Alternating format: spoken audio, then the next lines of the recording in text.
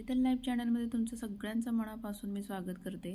तर आज खूप दिवसातनं मी व्हिडिओ बनवलेला आहे, कारण बरेचसे कामं होते, गणपती पण बसलेले होते, खूप सारे कामं घरात होते। तर व्हिडिओ करायला काही जमला नाही, पण आता सुरुवात करूया म्हटलं।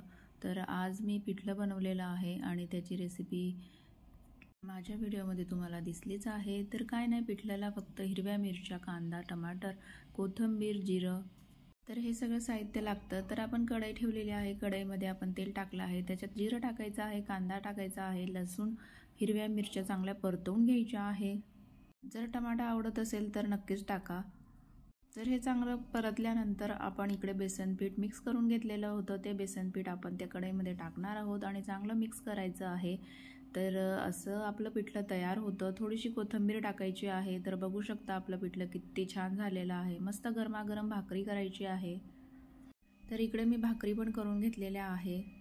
तर आमच्याकडे काही भाकरी आणि पिठल्यावर काही जमत नाही बरं का, तर आता त्याच्यासोबत काहीतरी पाहिजेच, म्हणून मग मी कांदी भाजी पण केलेली आहे।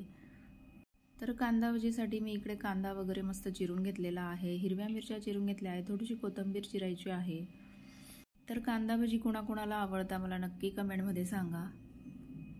तर आता इकडे सगळ्या भाकरी करून झालेल्या आहेत आणि इकडे बेसन पीठ पण घेतलेलं आहे मी पातेल्यात, त्याच्यात हिरव्या मिरच्या, कांदा आणि कोथिंबीर टाकायची आहे।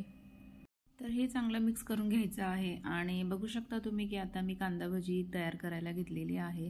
तर अशा प्रकारे आपण कांदा भाजी करू शकतो।